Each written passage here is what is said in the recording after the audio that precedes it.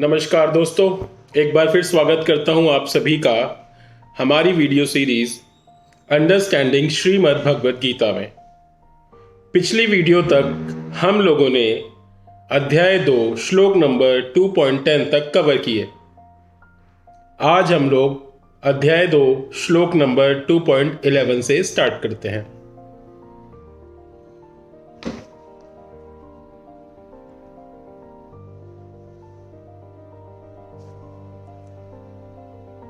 श्रीभगवानुवाच अशोच्यानन्वशोचत्वम्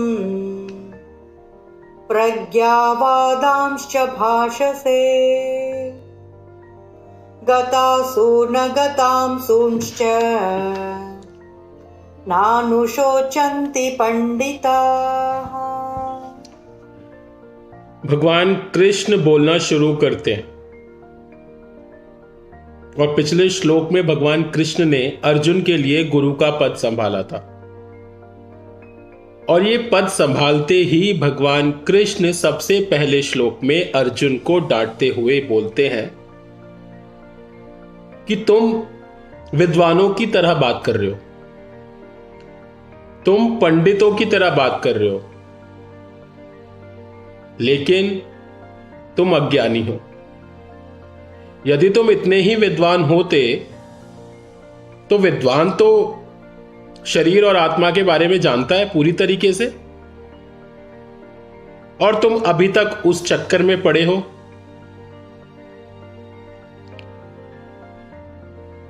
यदि तुम इतने ही विद्वान हो तो तुम्हें ऐसा ज्ञान अभी तक प्राप्त क्यों नहीं हुआ?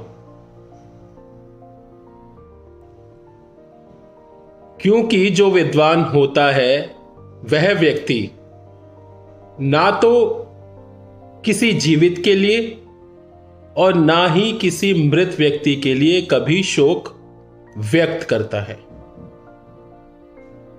लेकिन अभी जीवन मृत्यु की तो बात छोड़ दो, युद्ध आरंभ भी नहीं हुआ और तुमने इतनी बड़ी बड़ी बातें तर्कों के साथ मेरे समक्ष प्रस्तुत कर दी। तो अपने आप को विद्वान ना कहो, अपने आप को विद्वान ना मानो, तुम अज्ञानी हो।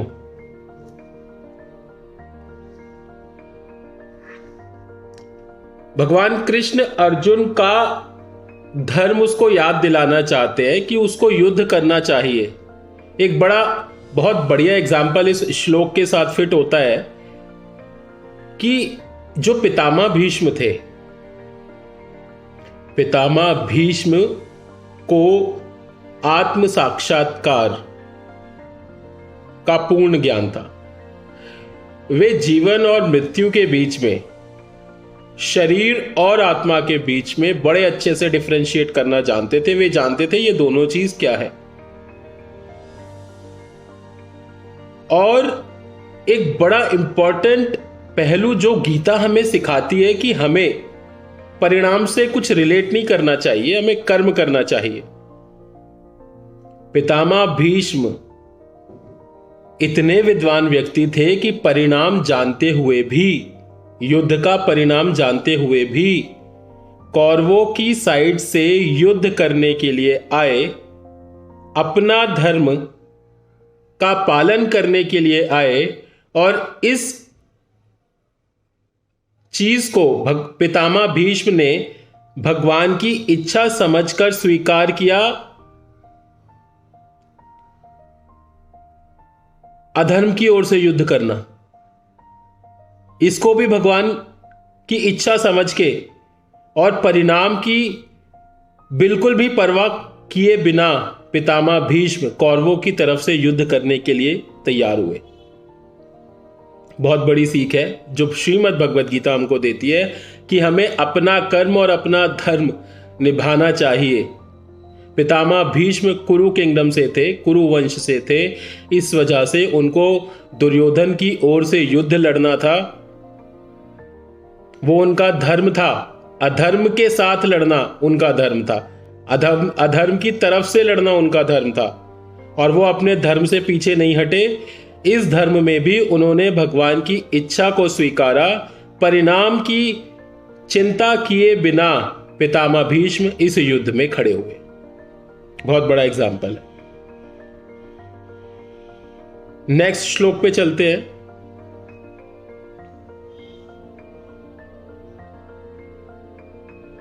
न त्वेवाहं जातु नासं न त्वं मे जनाधिपाः न चैव न भविष्यामः सर्वे वयमतः परम्। श्लोक नंबर 2.12। इस श्लोक का मीनिंग है कि ऐसा कभी नहीं हुआ कि मैं ना रहा हूं या तुम ना रहे हो, अथवा ये समस्त राजा ना रहे हो, और ऐसा नहीं है कि भविष्य में भी हम लोग नहीं रहेंगे। भगवान कृष्ण अपने उपदेश के आरंभ में एक चीज बड़ी क्लियर कर देना चाहते हैं अर्जुन को और हम सबको, क्योंकि वो उपदेश हम सभी के लिए था, कि जिस चीज को हम स्वयं कहते हैं वो स्वयं कोई भौतिक शरीर नहीं है, वो स्वयं एक आत्मा है। भौतिक शरीर नश्वर है, भौतिक शरीर का अंत है, लेकिन आत्मा अनश्वर है।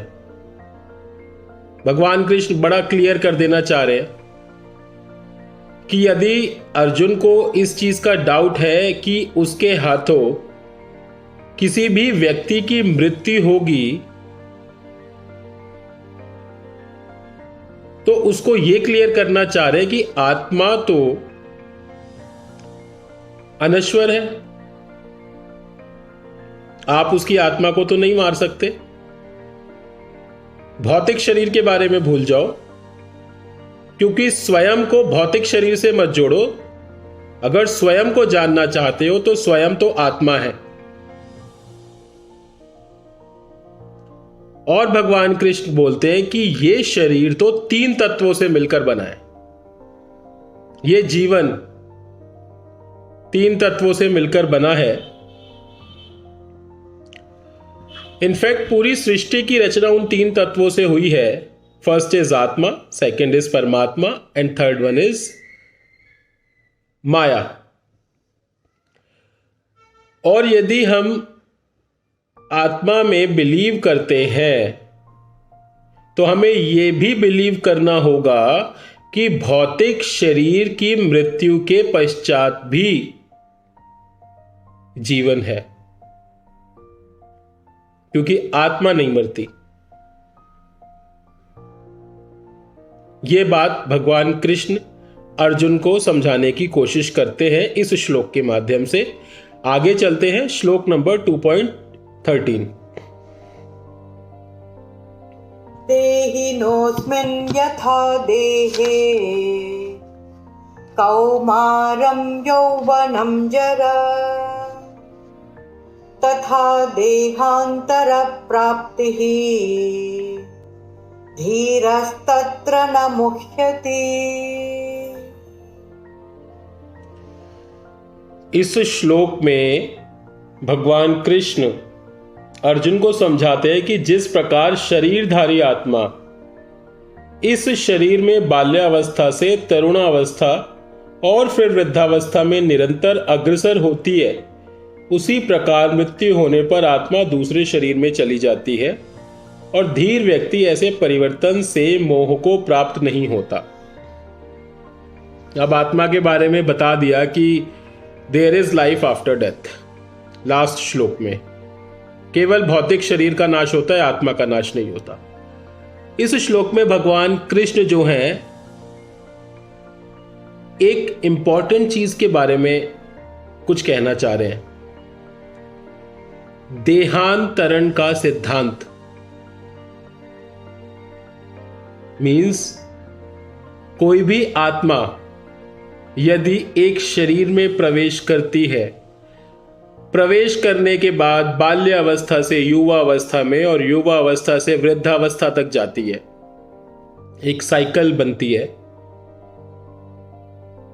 और उसके बाद जो वो भौतिक शरीर है जिसके अंदर वो आत्मा है, उस भौतिक शरीर का नाश हो जाता है, जिसको हम मृत्यु बोलते हैं। और मृत्यु इज नथिंग बट आत्मा भौतिक शरीर को छोड़ रही है। दुष्क्रियाशील शरीर का त्याग करना इज मृत्यु आत्मा के द्वारा। और जन्म क्या है? एक नए शरीर के अंदर आत्मा का प्रविष्ट हो जाना इज नोन एज जन्म। सो जैसे हम लोग नित्य रूप से अपने कपड़े चेंज करते हैं, उसी प्रकार आत्मा एक पूरी साइकिल के बाद फ्रॉम बर्थ टिल डेथ, ये एक साइकिल हो गई। और जन्म मृत्यु के बारे में मैंने आपको बताया भगवान कृष्ण किस प्रकार समझा रहे हैं। सो आत्मा मृत्यु के बाद दूसरे शरीर में प्रविष्ट होती है, जिसको जन्म कहा जाता है।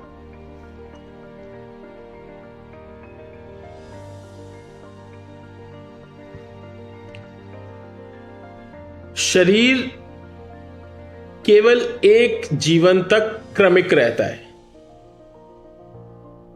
लेकिन आत्मा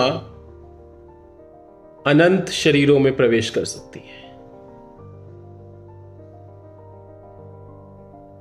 शरीर का नाश हो जाने दो, आत्मा शरीर के बाद भी जीवित रहती है। इस श्लोक में भगवान कृष्ण अर्जुन को बताते हैं। नेक्स्ट श्लोक 2.14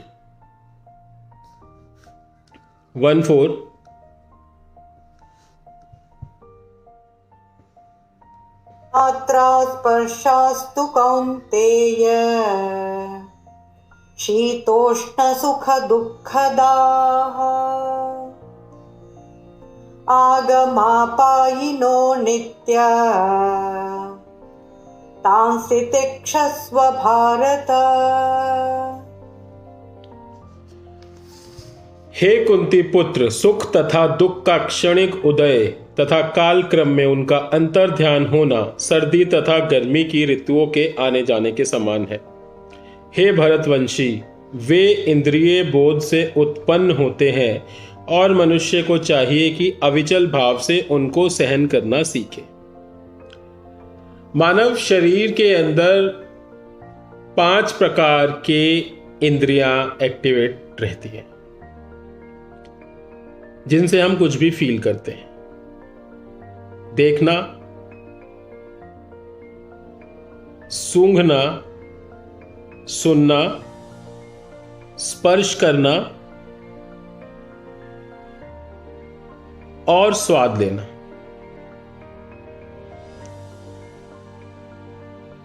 अब ऋतुओं के अनुसार देखिए कि अगर हम किसी एक इंद्री का एग्जाम्पल ले लें, स्वाद का एग्जाम्पल ले लें, तो गर्मी में हमें ठंडा पानी पसंद आता है और सर्दी में हम लोग गर्म पानी पीते हैं, most of us. So nothing is permanent. जो चीज आज किसी एक फॉर्म में चल रही है, वही चीज समय के साथ साथ दूसरी फॉर्म में कन्वर्ट हो सकती है। यदि आप आत्मा के कॉन्सेप्ट को जानते हो, समझते हो और मानते हो। आत्मा, परमात्मा और माया 3 चीजें। और आत्मा को अगर मानते हो तो आपको यह भी मानना पड़ेगा कि आत्मा परमात्मा के ही समान है और परमात्मा के समान नित्य है। नित्य रूप से आत्मा एक शरीर से दूसरे शरीर की ओर अग्रसर रहती है। इस अध्याय में इतना। नेक्स्ट श्लोक के साथ अगली वीडियो में आपके साथ मुलाकात होगी। जय श्री कृष्ण।